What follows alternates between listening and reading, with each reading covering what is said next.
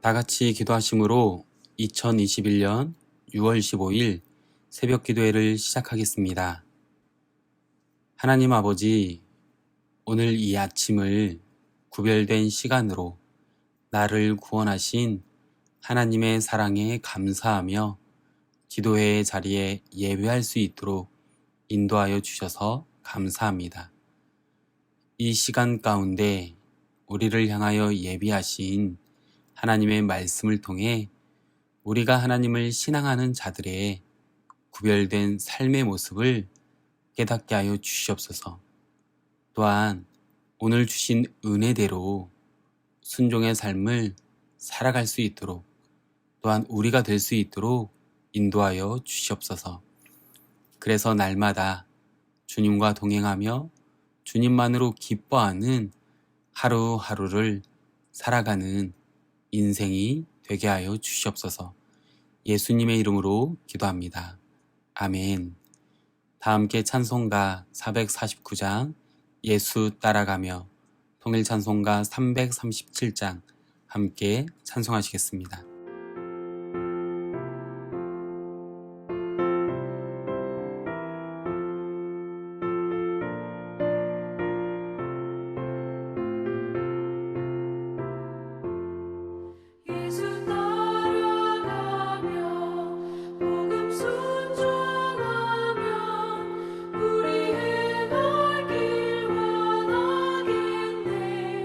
주를 의지하며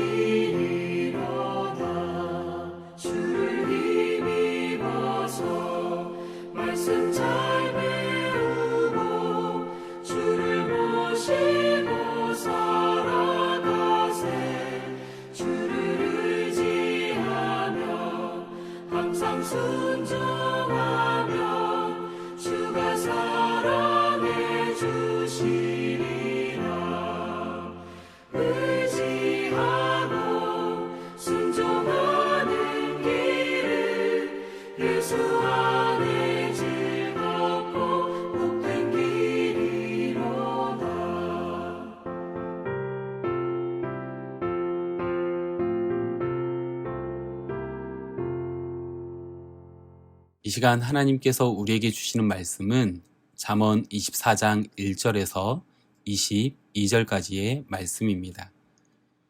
너는 악인의 형통함을 부러워하지 말며 그와 함께 있으려고 하지도 말지어다. 그들의 마음은 강포를 품고 그들의 입술은 재앙을 말함이니라. 집은 지혜로 말미암아 건축되고 명철로 말미암아 견고하게 되며 또 방들은 지식으로 말미암아 각종 귀하고 아름다운 보배로 채우게 되느니라. 지혜 있는 자는 강하고 지식 있는 자는 힘을 더하나니 너는 전략으로 싸우라. 승리는 지략이 많음에 있느니라. 지혜는 너무 높아서 미련한 자가 미치지 못할 것이므로 그는 성문에서 입을 열지 못하느니라. 악행하기를 꾀하는 자를 일컬어 사악한 자라 하느니라. 미련한 자의 생각은 죄요 거만한 자는 사람에게 미움을 받느니라. 네가 만일 환난 날에 낙담하면 내 힘이 미약함을 보임이니라. 너는 사망으로 끌려가는 자를 건져주며 사욕을 당하게 된 자를 구원하지 아니하려고 하지 말라. 네가 말하기를 나는 그것을 알지 못하였노라 할지라도 마음을 저울질 하시는 이가 어찌 통찰하시지 못하시겠으며 내 영혼을 지키시는 이가 어찌 알지 못하시겠느냐. 그가 각 사람의 행위대로 보응하시리라. 내 아들아 꿀을 먹으라. 이것이 좋으니라. 송이꿀을 먹으라. 이것이 내 입에 다니라. 지혜가 내 영혼에게 이와 같은 줄을 알라. 이것을 얻으면 정령이 내 장래가 있겠고 내 소망이 끊어지지 아니하리라. 악한 자여 의인의 집을 엿보지 말며 그가 쉬는 처소를 헐지 말지니라. 대저 의인은 7번 넘어질지라도 다시 일어나려니와 악인은 재앙으로 말미암아 엎드러지느니라. 내 원수가 넘어질 때에 즐거워하지 말며 그가 엎드러질 때에 마음에 기뻐하지 말라. 여호와께서 이것을 보시고 기뻐하지 아니하사 그의 진노를 그에게서 옮기실까 두려우니라. 너는 행악자들로 말미암아 분을 품지 말며 악인의 형통함을 부러워하지 말라. 대저 행악자는 장래가 없겠고 악인의 등불은 꺼지리라.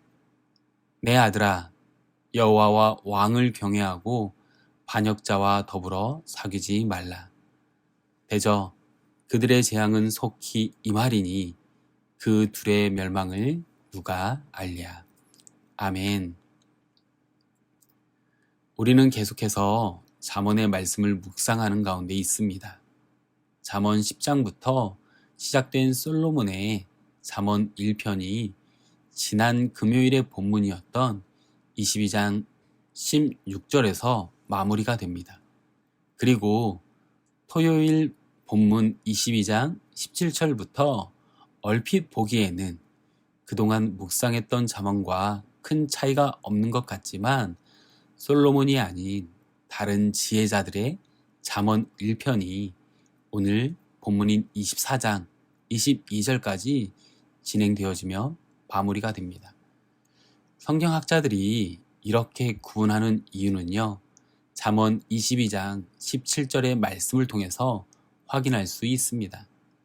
너는 귀를 기울여 지혜 있는 자의 말씀을 들으며 내 지식의 마음을 둘지어다. 여기에서 지혜 있는 자는 히브리어 원어를 보면 복수로 기록된 것으로 다른 지혜자들의 잠언 1편이 진행이 되면서 잠언의 형식도 솔로몬의 잠언 1편과는 좀 다르게 기술되어지고 있습니다. 특히 내용과 형식에 있어서 잠언의 서론이라고 말씀드렸던 1장에서 9장의 분위기가 느껴집니다. 그래서 그 내용에 연결성이 조금 더 확연히 드러나죠. 더욱이 토요일부터 이어지는 지혜자들의 잠언 1편의 말씀은 총 30개의 지혜의 말씀들로 구성되어져 있는데요. 먼저는 공의와 사랑의 하나님의 지혜의 말씀을 마음속에 보존하고 그 말씀을 내 입술에 함께 있는 것이 아름답고 복된 삶이라고 지혜자들이 이야기합니다. 계속해서 약자를 보호하는 삶에 대해서는 재물과 음식에 대해서, 그리고 술 취함과 게으름과 지혜자로서 추구해야 할 것이 무엇이며 또한 경계해야 할 것이 무엇인지에 대해 지혜로운 삶과 악인의 삶을 반의적인 평행법과 더불어서 동의적인 평행법을 지속적으로 사용하면서 보여주고 있습니다. 오늘 본문에서도 지혜로운 자가 몇 개의 절씩 묶인 말씀을 통해서 지혜의 경고들을 전해주는데요. 지혜와 어리석음을 비교하면서 더불어서 악인의 형통을 바라보는 자세와 집을 건축하는 태도, 그리고 전쟁에 임하는 태도, 이웃을 대하는 모습과 지혜 안에 살아가는 의인의 모습을 우리에게 보여주고 있습니다. 그렇다면 계속되어지는 잠언의 말씀을 통해서 오늘 우리에게 주시는 은혜와 도전은 무엇입니까? 첫 번째, 지혜자 되시는 하나님의 말씀과 늘 함께 하기를 힘써야 합니다. 본문 1절 말씀입니다. 너는 악인의 형통함을 부러워하지 말며 그와 함께 있으려고 하지도 말지어다. 우리는 인생을 살다 보면 하나님을 거부하는 사람들이 세상에서 형통한 것처럼 그들이 하는 모든 일들이 그들의 뜻대로 잘 되어 가는 것처럼 보일 수 있습니다. 하지만 악인의 삶은요, 하나님이 그분의 자녀를 훈련하시기 위해서 잠시 허락하신 것일 뿐이라는 것을 우리는 잘 알아야 합니다. 그렇기에 악인의 형통을 부러워하지 말라고 오늘 말씀은 이야기합니다.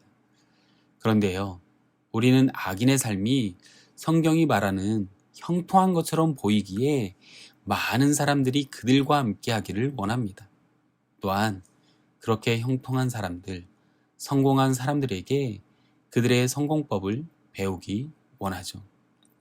하지만 그 형통은 곧 재앙이 됨을 우리는 성경을 통해서 알 수 있습니다. 2절 말씀입니다. 그들의 마음은 강포를 품고 그들의 입술은 재앙을 말함이니라. 그래서 악인의 형통을 부러워하지 말고 더 나아가 그들과 함께 있으려고 하지 말라고 말씀합니다. 왜요? 결국은 재앙이기 때문이라는 것입니다. 그러면 우리가 정말 형통하게 모든 것이 뜻대로 잘 되는 삶을 살고자 한다면 우리에게 지혜가 꼭 필요하다는 사실을 잘 알고 그 지혜를 간절히 사모하는 마음을 가져야 합니다. 그러면 그 지혜는 어디에서, 누구에서 나오는 것입니까? 맞습니다. 하나님의 말씀으로부터 시작되는 것입니다. 연인들은 잠시라도 헤어져 있는 것을 정말 싫어합니다. 항상 함께 있고 싶어 하는 것이죠. 그리고 잠시 떨어져 있게 되면 그리워하고 보고 싶어 하는 것이 연인의 마음이 아닐까요? 이처럼 하나님께서도 우리의 마음이 그러하길 원하십니다. 연인과 같은 마음. 더욱이 우리가 하나님의 지혜를 사모하고 애타게 추구하기를 원하시는 것입니다. 결국 형통은 악인에게 세상에 있지 않는 것을 우리는 알아야 합니다. 형통하기 위해서는 피조물인 나의 본분을 먼저 알고 그로 인해서 나의 죄를 먼저 회개하며 하나님을 찾는 지혜와 명철이 우리에게 필요합니다. 그렇기에 우리는 하나님의 지혜를 소유하는 것을 소중한 가치와 목표로 삼는 인생이 되어야 합니다. 하나님의 지혜는 지속적으로 말씀을 묵상함으로 하나님의 뜻을 분별해 하나님이 기뻐하시는 뜻에 순종하며 살아갈 수 있도록 하는 것입니다. 바라기는 우리의 인생 가운데 늘 하나님의 말씀과 동행함으로 주님이 주시는 지혜를 따라 살아갈 수 있는 성도님들이 되시기를 소망합니다. 그래서 주님이 주시는 은혜와 형통을 모두 누리시는 성도님들의 삶이 되시기를 주님의 이름으로 축복합니다. 두 번째, 계속 되어지는 잠언의 말씀을 통해서 오늘 우리에게 주시는 은혜와 도전은 무엇입니까?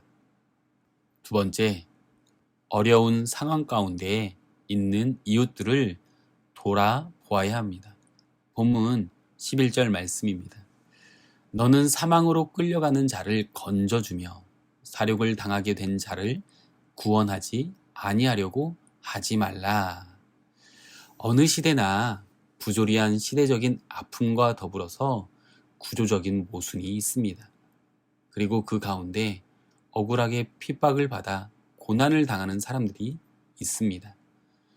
그런 그들에게 관심을 갖고 그 핍박 가운데, 환난 가운데 그들이 벗어날 수 있도록 실제적인 도움을 주는 것이 하나님이 기뻐하시는 지혜로운 자의 삶의 태도인 것입니다. 사랑하는 성도님들, 우리가 주변을 조금만 관심을 갖고 둘러본다면 받지 말아야 할 고난으로 아파하고 힘겨워하는 이웃들이 많습니다. 이 고난의 원인이 개인적으로 생긴 실수이든 혹은 사회의 구조적인 모순으로 인해서 생긴 일이든지 간에 하나님께서는 그들을 위로하고 도움을 주시기를 원하시는 분이십니다. 더 나아가 오늘 본문은 혹시 모를 핑계에 대한 경고를 하십니다. 본문 12절 말씀입니다. 네가 말하기를 나는 그것을 알지 못하였노라 할지라도 마음을 저울질 하시는 이가 어찌 통찰하지 못하시겠으며 내 영혼을 지키시는 이가 어찌 알지 못하시겠느냐. 그가 각 사람의 행위대로 보응하시리라. 그 상황을 인지하지 못했다는 것은 하나님께 인정받지 못하는 동시에 이웃을 사랑하라는 말씀에 대해 순종하지 못한 것으로 하나님께서 우리의 중심을 보시고 모든 것을 우리의 행위대로 보응, 다시 말해서 갚아주실 것이라고 말씀합니다. 말씀을 통해 우리가 예수 그리스도를 닮아가는 사람입니까? 만약 우리가 날마다 예수님을 닮아가기 위해 노력하고 있다면 주님의 마음을 가지고 고난을 받는 어려움 가운데 있는 이들의 이웃이 되어주어야 합니다. 그들의 어려운 상황과 형편을 돌아보는 또한 보살핌으로 주님께서 주신 그 은혜를 나누어야 합니다. 특별히 그들이 낙담하지 않도록, 그로 인해서 미약해지지 않도록 말입니다. 사랑하는 성도님들, 우리가 얼마나 이웃을 돌아보고 있습니까? 그들을 돌아보는 것은요, 물질로 도울 수도 있지만 우리가 더 마음을 또한 중심으로 관심을 갖고 그들의 회복을 위해서 기도하는 것, 그리고 낙심하지 않도록 힘을 북돋워 주는 것이 우리의 역할이 아니겠습니까? 바라기는 날마다 우리의 이웃의 상황과 형편을 잘 보살피고 그들을 말씀으로 돌아볼 수 있는 저와 성도님들의 인생이 되시기를 소망하며 축복합니다. 기도하겠습니다. 하나님 아버지, 잠언의 말씀이 우리가 살아가는 데 있어서 길잡이가 되길 소망합니다. 특별히 그 길잡이를 하시는 분이 바로 하나님이신 줄 알게 하여 주셔서 우리의 인생이 날마다 지혜자가 되시는 하나님과 또한 말씀과 동행하며 살아가는 인생이 되길 소망합니다. 세상과 구별되어지기 위해서 거룩한 신앙인의 삶을 살기 위해서 악인의 형통을 부러워하는 것이 아니라 오직 말씀을 통해 위로 함 주시고 새 힘을 주시는 하나님께서 이루실 것들을 기대하고 소망하는 인생이 되게 하여 주시옵소서.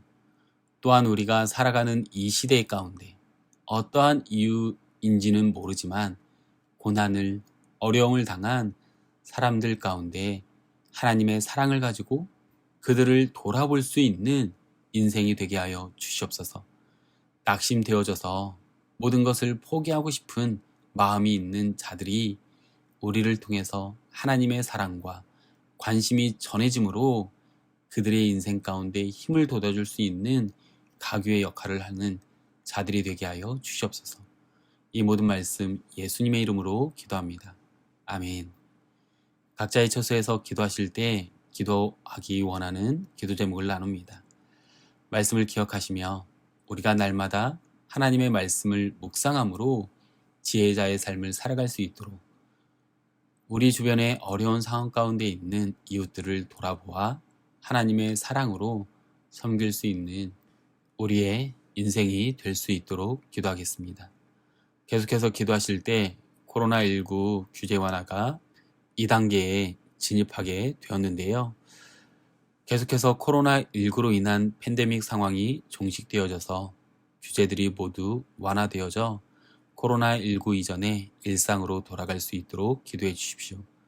더 나아가 우리 교회가 속한 캐나다 장로교단이 성경적이고 복음적인 교단으로 세워질 수 있도록 특별히 다음 주에 예정된 한카 서부노회 정기노회를 위해서 함께 기도해 주십시오.